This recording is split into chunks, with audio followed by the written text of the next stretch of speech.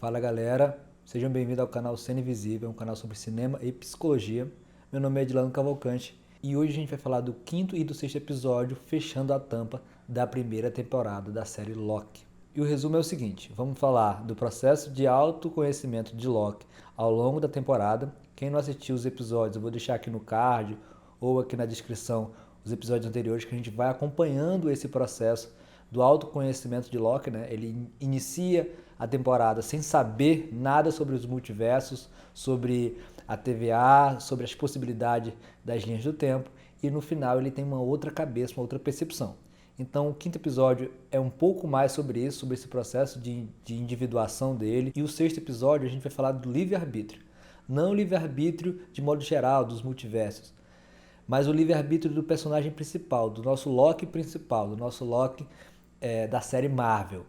Como ele se posiciona diante da situação que o sexto episódio traz a partir de seu livre-arbítrio. Cada escolha que ele e que Sylvie faz tem a ver com seu livre-arbítrio, para além da escolha do tempo. Tem a ver com a sua percepção de amadurecimento de mundo. E é sobre isso que a gente vai falar hoje. Antes da gente começar a nossa análise aqui do quinto episódio, quero te pedir para se inscrever aqui no canal, deixar seu comentário, ver os vídeos anteriores dessa temporada sobre a série Loki, deixar a sua opinião e se preparar para os próximos vídeos que virão na semana que vem. Então vamos lá, quinto episódio. O nome desse episódio se chama Jornada ao Mistério. E que mistério é esse que o capítulo quer abordar? É o mistério do autoconhecimento. Na psicologia analítica, a gente tem um processo que chama de self, que é quanto mais a gente busca a interação com o nosso inconsciente, mais a gente descobre como lidar com as ações conscientes, com o mundo, com as realidades que estão ao nosso redor. Né? As realidades que eu falo são as situações do cotidiano. Então, quando o Loki é podado e ele vai para esse fim de mundo e encontra várias versões do Loki, é como se ele tivesse voltado para dentro de si e feito esse resgate de sua jornada enquanto Deus da trapaça, Deus da mentira, em todos esses multiversos. Então ali a gente tem diversas versões do Loki. O Loki mais velho, o Loki de meia idade, o Loki criança, o Loki jacaré, o Loki que quer ser presidente dos Estados Unidos e outras várias versões ali de seres que se aproximam dele, além da versão da Sylvie, né, que é essa personagem que a gente já vem acompanhando aí desde do segundo episódio pra cá. Então essas diversas versões, comparado ao nosso protagonista Loki, ela nos apresenta uma única coisa. Quanto mais a gente se conhece, quanto mais a gente conhece as nossas facetas, os nossos dilemas, os nossos egos, as nossas percepções, as nossas limitações, mais a gente tem a concepção de melhorar, de qual a nossa melhor versão. A gente tem a escolha, né, já um pouco do spoiler aí do episódio 6, a gente tem um livre-arbítrio de centralizar algo que seja melhor, a nossa melhor versão, digamos assim. Vamos usar esse termo, a nossa melhor versão.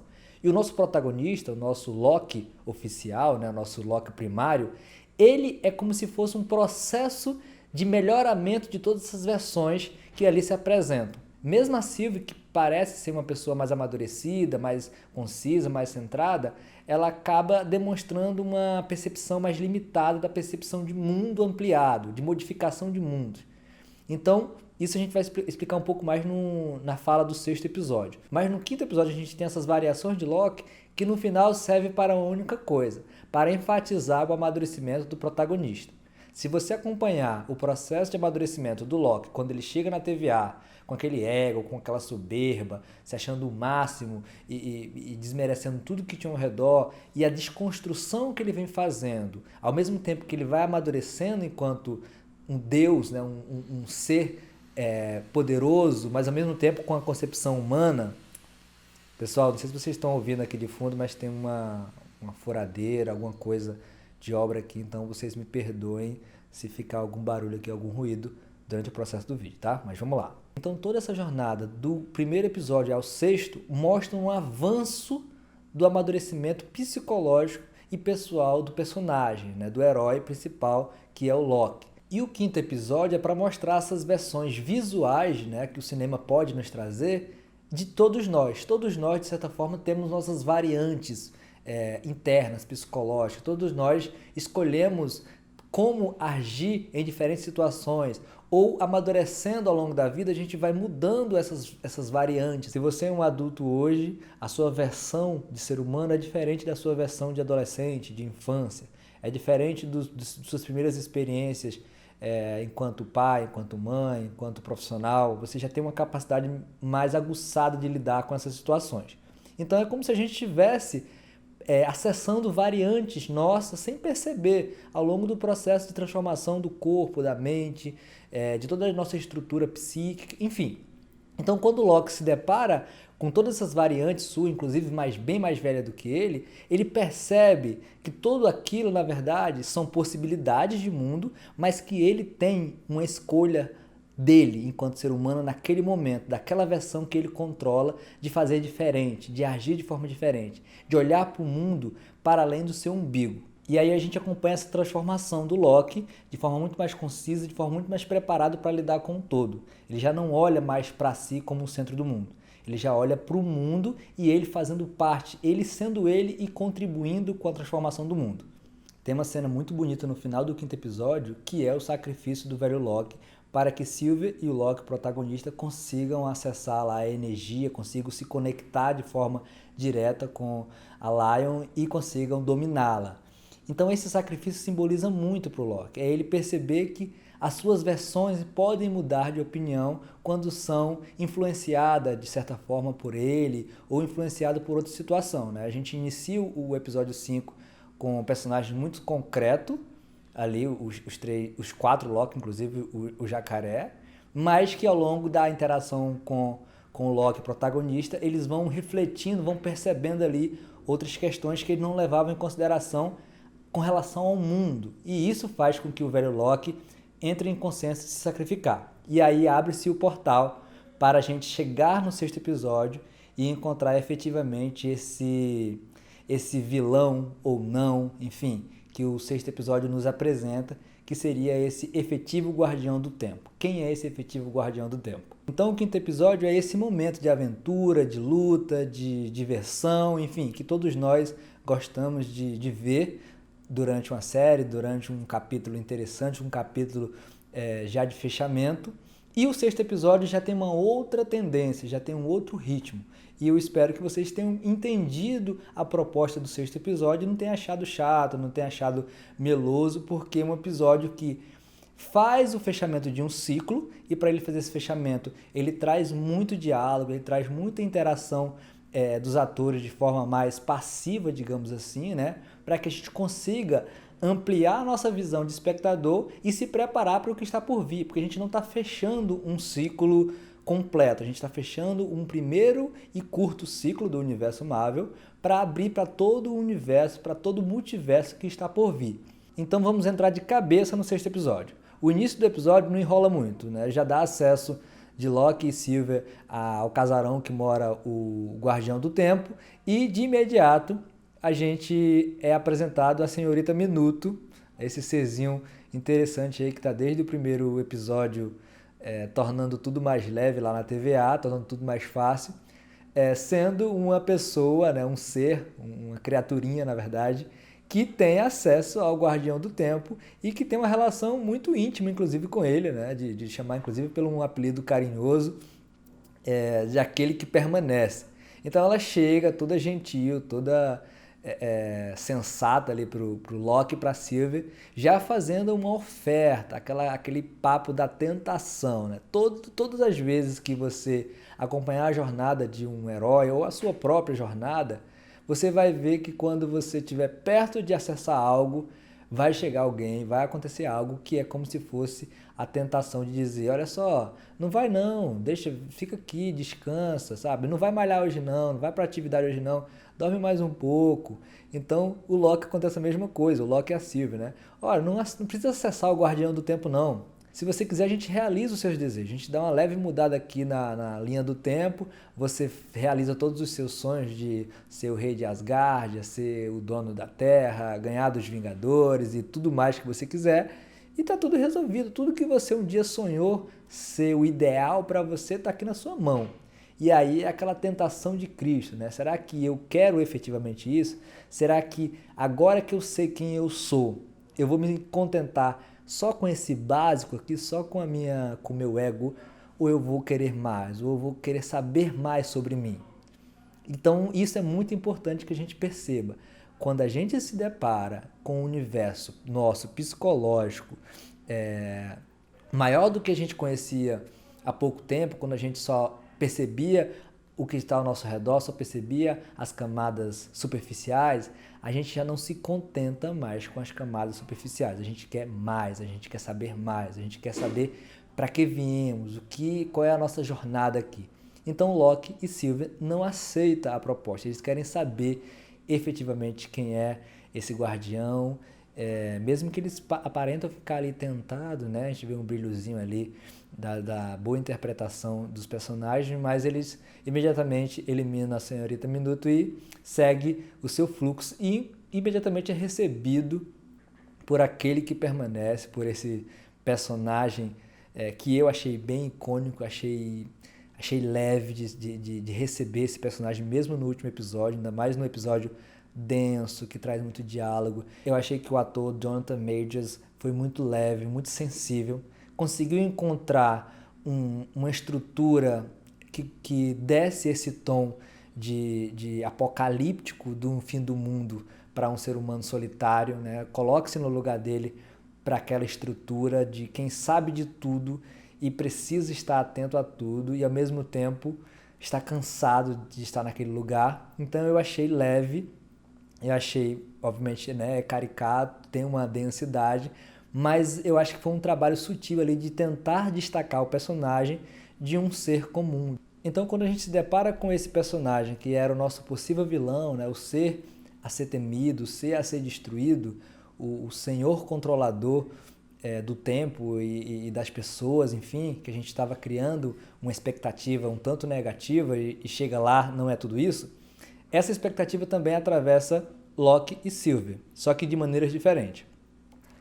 Locke, nosso personagem principal, está em processo de amadurecimento, é importante enfatizar, então ele está aberto à mudança, ele está aberto a refletir sobre as possibilidades de lidar com o mundo. Ele não tem uma convicção de que isso é isso e ponto final. Sylvie é seu oposto. Sylvie tem uma relação de convicção. Não, é isso, eu tenho que fazer isso, eu tenho que destruir essa criatura, independente do que ele me conte, independente das possibilidades que apareçam. E o episódio trabalha em cima dessa relação, em cima do livre-arbítrio daqueles dois personagens. E aí começa o dilema. Se até então a série construiu uma relação de aproximação, de amizade, de cumplicidade entre Locke e Sylvie, nos dando a entender que eles seriam essa dupla, esse par que iriam até o fim, que iriam fazer as decisões em conjunto, nesse sexto episódio ele rompe novamente essa decisão. Eles não rompem a amizade, digamos assim, mas eles rompem os caminhos, as escolhas, o livre-arbítrio. Locke ouve a história, a versão do guardião, daquele que permanece, e entende a necessidade da existência daquele ser visto como vilão e se dispõe a refletir, a pensar sobre a importância de se juntar a ele e manter a harmonia do mundo como está, né? Com seus caos, com sua necessidade do caos. É como se Locke dissesse assim: eu entendo a necessidade do caos como está agora e entendo a gravidade do caos se tudo isso aqui desmoronar e os multiversos se degladiarem. E isso é mais uma maneira de Locke nos dizer: eu amadureci enquanto ser humano, eu não sou mais aquele cara que você conheceu lá nos Vingadores. Eu estou diferente. Eu entendo a minha responsabilidade enquanto Deus da trapaça, enquanto responsável pelo caos, mas é só o caos necessário, nada mais do que o caos necessário. Já Sylvie, que parecia um ser sensato, faz o contrário. Não, eu vou manter minha convicção, eu vou destruir esse cara, mesmo que o mundo pegue fogo e que a gente tenha que se matar de novo por mais 1000 vezes, 1000 anos pela frente. Então, essa relação, esse rompimento, demonstra mais uma vez que Sylvie está presa numa convicção particular do seu ego e Locke, nosso protagonista, está em processo de ascensão, de se descobrir. E por que eu estou enfatizando a importância desse rompimento de Locke e Sylvie? Ora, meus caros, se você tem a construção de dois personagens que se unem, criam cumplicidade e só eles chegam junto no final para destruir o Guardião, o possível vilão. E nesse momento dessa decisão que todos nós esperávamos, ambos tomam decisão diferente, ambos tomam caminhos diferentes, é isso que vai mover a próxima temporada, é isso que vai mover a próxima história. O que separou Sylvie e Locke, essa decisão de matar ou não matar o Guardião do Tempo e por que matá-lo ou por que não matá-lo, é o que vai mover a próxima temporada. Porque o Guardião, embora morto, ele disse que em breve voltará, mas o que vai conduzir a próxima temporada é a forma como Locke e Sylvie lidarão com a situação que está por vir. Porque ele entendeu que aquele ser humano, embora não seja um Deus maravilhoso, ele minimamente evitou a catástrofe do caos. É ele que trabalhou todos esses séculos a fim de criar uma harmonia na linha do tempo, a fim de criar uma proteção para todos aqueles seres. É óbvio que ele não é o bonzinho dos bonzinhos, mas é como se ele fosse o menos mal entre os maus, e isso para o Locke já é o suficiente. Já a Sylvie afagou seu ego enfiando a faca ali no peito do cara e efetivamente concluindo o seu grande propósito, que era destruir o Guardião do Tempo, que era destruir a TVA. Ou seja, o que foi realizado na primeira temporada foi o desejo da Sylvie. O que vai ser realizado nas próximas temporadas é o efetivo desejo, a efetiva jornada do Locke. Essa primeira temporada foi só para que o Locke começasse o seu processo de amadurecimento, o seu processo de entendimento de quem realmente é ele nesse mundo e qual é o seu real papel enquanto Deus da trapaça. Qual é o limite da trapaça? Até que momento ele precisa exercer o seu papel e até que momento ele precisa evitar o caos. Edilane, como esse fechamento de série se comunica com nós espectadores? Como a gente consegue acessar a simbologia dessa série, sendo nós meros mortais, meros trabalhadores, estudantes, enfim, pessoas que estão aí sobrevivendo a cada dia, a luta de muito suor, de muito trabalho. Ora, meu caro, ora, minha cara, para que mais caos do que essa vida de luta que nós temos? A ideia é não cairmos na tentação de sermos maiores do que o caos, de usar o caos como uma justificativa para nossos males, para nosso lado sombrio. A ideia é ser caos quanto necessário, mas saber fazer a decisão correta para o todo, para o coletivo. A ideia é dizer não quando necessário, é fazer uma ação quando necessária, mas não pelo seu mero prazer, mas pelo coletivo, pelo que está ao seu redor, pela sociedade. Muitos de nós, às vezes, inflamamos o caos pelo mero prazer ou evitamos o caos por medo. E tudo isso faz parte da nossa jornada quanto ser humano. A gente não pode desviar caminho, a gente não pode sair da nossa linha do tempo sem ter a consciência do caos que ela pode gerar. Então esse fechamento de temporada com essa pegada mais filosófica, mais metafísica, enfim, da linha do tempo, da escolha, do livre-arbítrio, só nos leva a uma única conclusão. Muita coisa ainda está por vir no universo Marvel, muita coisa a gente vai aprender ainda com o universo do Loki e certamente a gente vai ter muita surpresa com esse protagonista Loki que a gente vem acompanhando. Eu duvido que você olhe para o Loki agora, depois de assistir essa primeira temporada, da forma como você olhava lá nos Vingadores, lá nos filmes do universo Marvel alguns anos atrás. Certamente você já não olha. Por quê? Porque agora você conhece um Loki muito mais amadurecido, você conhece outras versões do pensamento desse protagonista, não outras variantes, tá? Outras versões do pensamento. Você passou a entender o ponto de vista que justifica o caos, para além de julgar somente quem cria o caos. Bom, é isso, pessoal. Eu espero que vocês tenham curtido bastante esse acompanhamento aqui da primeira série que a gente faz análise aqui no canal. Eu espero que venha muitas outras.